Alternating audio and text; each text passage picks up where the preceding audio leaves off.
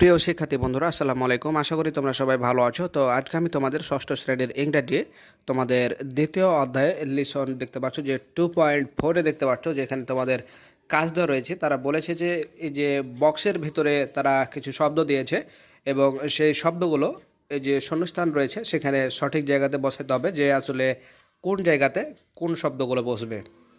তো দেখতে পাচ্ছ এ বি সি ডি আকারে তোমাদের যে শূন্যস্থানটি দেওয়া রয়েছে সেগুলো বক্স থেকে পূরণ করতে হবে।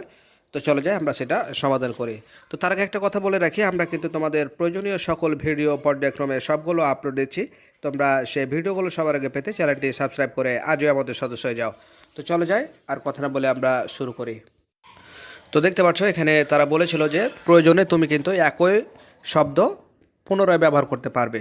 তো সেক্ষেত্রে কিন্তু দেখো অর্ডস অফ লাভ এটা কিন্তু দুইবার ব্যবহার করা হয়েছে।